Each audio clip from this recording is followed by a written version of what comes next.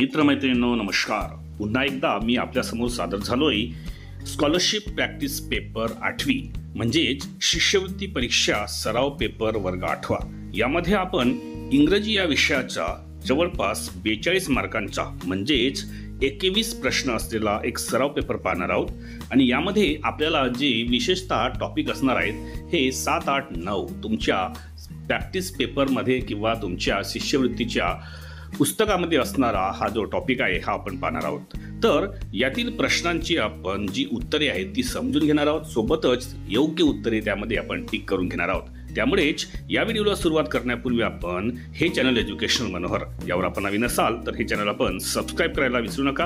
आणि हा व्हिडिओ बघितल्यानंतर जास्तीत जास्त इयत्ता 8वीच्या स्कॉलरशिप परीक्षेला बसलेल्या विद्यार्थ्यांना आपण शेअर करायलाही विसरू नका. चला तर यातील प्रश्न आपण बघून घेऊया आणि त्या प्रश्नांची उत्तरे आपण आता बघून घेऊया. पहिला प्रश्न विचारलेला आहे, select a word that means one who is liked by people. असा एक शब्द निवडा की ज्याचा अर्थ असा होतो की लोकांना आवडणारी व्यक्ती. यामध्ये 4 ऑप्शन आहेत, लव्हिंग, पॉप्युलर, ॲक्टर आणि फ्रेंड. तर one who is liked by people याचा अर्थ होतो पॉप्युलर आणि म्हणून आपण टिक करूया ऑप्शन 2 पॉप्युलर. दुसरा प्रश्न, choose one word for the underline words. या ठिकाणी अधोरेखित शब्दांकरिता तुम्हाला काय करायचं आहे, एक शब्द निवडायचा आहे. जसं a person who sells medicines gave me medicines. तर या ठिकाणी बघा, a person who sells medicines याला अंडरलाईन केलेलं आहे. तर असा व्यक्ती कोण असतो? मग अशा व्यक्ती डॉक्टर असतो का? नाही, असा व्यक्ती असतो एक केमिस्ट. म्हणून या ठिकाणी ऑप्शन 2 हे आपलं करेक्ट ऑप्शन आहे. त्यानंतर आहे तिसरं, write one word for the words not likely to happen. होण्याची शक्यता नाही असे याकरिता एक शब्द तुम्हाला काय करायचा आहे, दिलेल्या ऑप्शन मधून तुम्हाला शोधायचा आहे. नॉट लाईकली टू हॅपन याचा अर्थ होतो नॉन हॅपन, आपण होऊ शकत नाही असं म्हणू शकत नाही. अनेबल हाही होऊ शकणार नाही. त्यामध्ये तो शब्द होईल इम्पॉसिबल म्हणजे अशक्य. आणि म्हणून आपला करेक्ट ऑप्शन असेल या ठिकाणी ऑप्शन नंबर 3 इम्पॉसिबल. चौथा प्रश्न विचारलेला आहे, write a word for a person having the right qualification. Right qualification म्हणजेच योग्य पात्रता असलेली व्यक्ती. याकरिता एक शब्द तुम्हाला सांगायचा आहे. मग तो स्कॉलर असू शकतो का? नाही. तो लिटरेट असू शकतो का? नाही. तो एक्सपर्ट असू शकतो का? नाही. तर तो असेल एलिजिबल. आणि म्हणून या ठिकाणी आपलं करेक्ट ऑप्शन आहे ऑप्शन 4 एलिजिबल. त्यानंतर 5वा, the funny man at the circus is a. सर्कसमध्ये तुम्ही पाहिलं असेल जो सर्वांना हसवतो त्या व्यक्तीला आपण, त्या फनी गमतीदार अशा माणसाला काय म्हणतो? तो रिंग मास्टर असतो का? नाही. तो ओनर असतो का? नाही. तो जॉकी असतो का? नाही. तो असतो जोकर. आणि म्हणून आपलं करेक्ट ऑप्शन आहे ऑप्शन 4 जोकर. त्यानंतर 6वा प्रश्न पहा यामध्ये, our food is digested in. आपले अन्न यामध्ये पचवले जाते. मग आपण जेव्हा फूड खातो तेव्हा ते कुठं जाते? ते हार्टमध्ये पचवले जाते का? नाही. ते वेस्ट म्हणजे कमरेमध्ये पचवले जाते का? नाही. ते नेक म्हणजेच मानेमध्ये पचवले जाते का? नाही. तर ते पचवले जाते स्टमकमध्ये. म्हणून आपलं करेक्ट ऑप्शन आहे स्टमक ऑप्शन नंबर 3. त्यानंतर विच ॲनिमल हॅज द अँटेनाज. कोणत्या प्राण्याला अँटेना असतात? अँटेना म्हणजे आपण काय म्हणतो त्याला, एक प्रकारचे ते वर असलेले तुरे शिंगांसारखे, त्यांना म्हणतो आपण अँटेना. मग ते स्पॅरोमध्ये असतात का? नाही. आऊलमध्ये असतात का? नाही. बॅटमध्ये असतात का? नाही. ते असतात स्नेल म्हणजेच गोगलगाईमध्ये. म्हणून आपलं करेक्ट ऑप्शन आहे ऑप्शन नंबर 4 स्नेल. त्यानंतरचा प्रश्न बघा, select a word for very tasty with good taste and smell. या अर्थाचा तुम्हाला एक शब्द त्यामधून निवडायचा आहे. मग तो प्लीजिंग असेल का? नाही. तो डेलिशियस असेल का? हो, नक्कीच.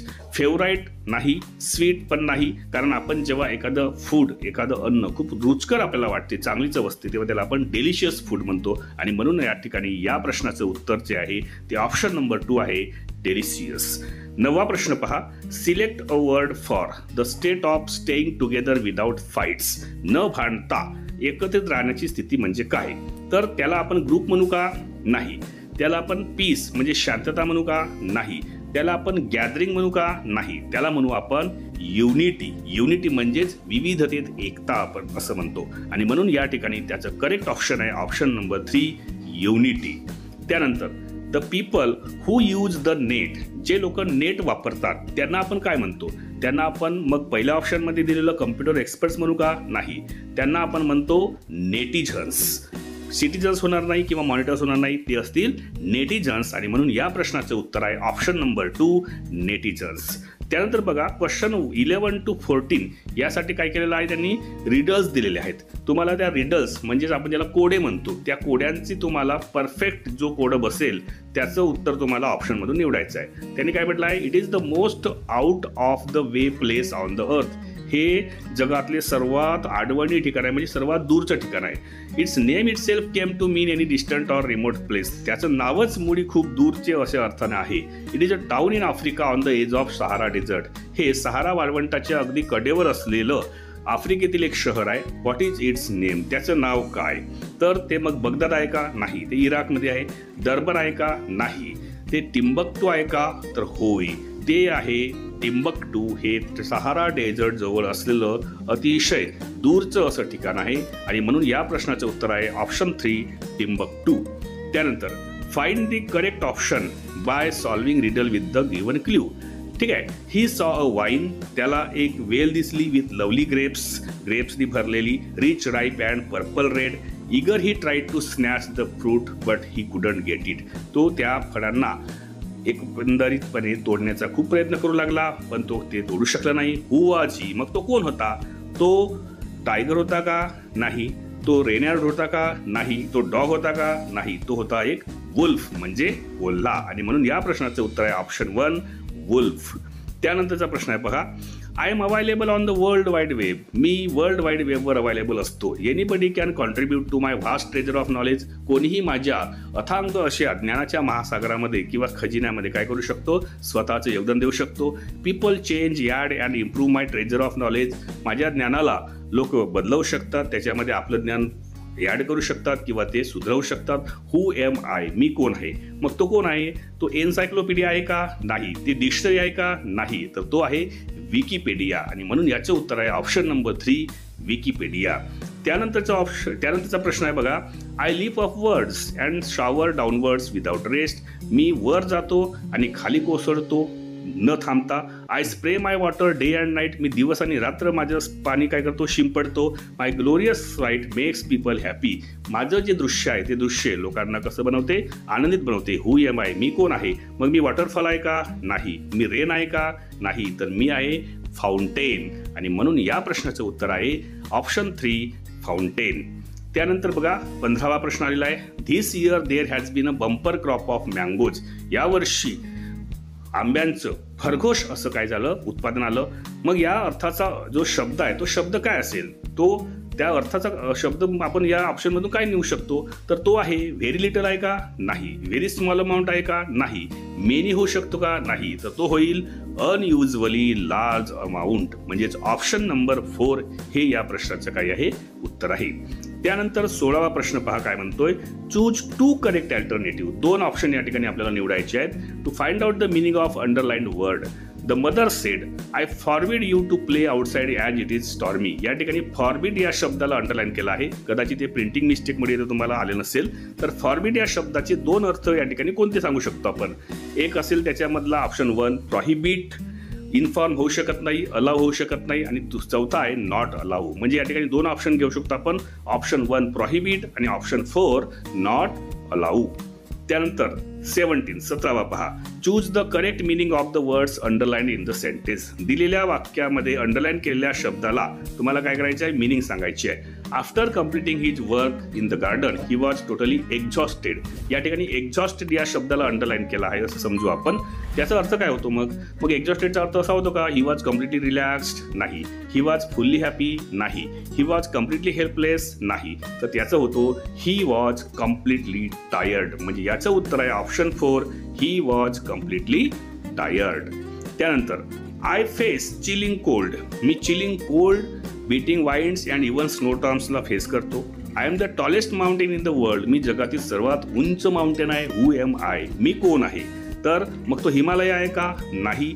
तो सह्याद्री आहे का? नाही. तो माउंट अबू आहे का? नाही. तो आहे माउंट एव्हरेस्ट, जगातील सर्वात उंच शिखर. ऑप्शन नंबर 3 हे त्याचं उत्तर आहे. ठीक आहे. त्यानंतर बघा 19वा आलेला आहे, I am the part of your body, मी तुमच्या शरीराचा एक भाग आहे.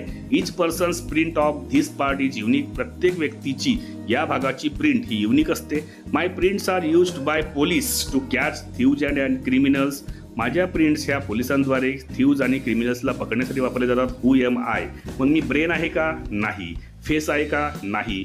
मी आहे फिंगर्स, कारण फिंगर्सच्या प्रिंट्स आपण चोरांना आणि गुन्हेगारांना पकडण्यासाठी पोलिसांकडून वापरला जातात. म्हणून याचे उत्तर आहे ऑप्शन 3 फिंगर्स.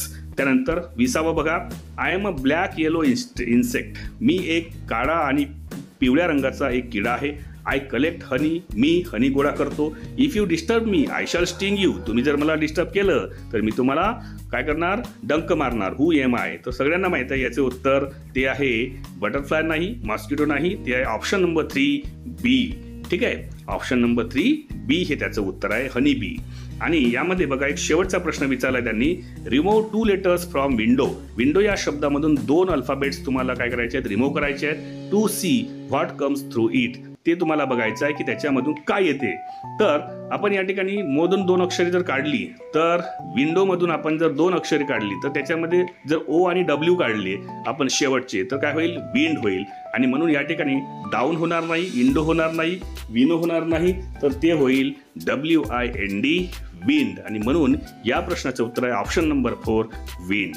तर आशा करतो की आजचा हा व्हिडिओ यामध्ये मी इयत्ता 8वीच्या इंग्रजी या विषयाचा एक सराव पेपर घेऊन आलो होतो, ज्याच्यामध्ये टोटल मी 21 प्रश्न आपल्यासाठी घेऊन आलो होतो. आणि हे 21 प्रश्न यामध्ये वेगवेगळ्या प्रकारचे आपल्याला देण्यात आले होते आणि त्यांची उत्तरे सुद्धा कशी लिहायची हे मी तुम्हाला सविस्तरपणे शोधायची कशी ते सांगितलं होतं. त्यामुळे नक्कीच हा व्हिडिओ आपल्याला आवडला असेल.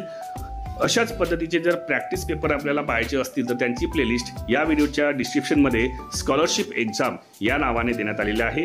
त्यावर जाऊन आपण बाकीचेही स्कॉलरशिप एक्झामचे व्हिडिओज पाहून ठेवू शकता. या व्हिडिओला एक लाईक आणि जास्तीत जास्त शेअर करण्यासोबतच हे चॅनल एज्युकेशनल मनोहर यावर आपण नवीन असाल तर हे चॅनल आपण सबस्क्राईब करायला विसरू नका. अशाच एका व्हिडिओमध्ये पुन्हा एकदा मी आपली भेट घेणार आहे. तोपर्यंत सर्व विद्यार्थी मित्रमैत्रिणींना माझा नमस्कार.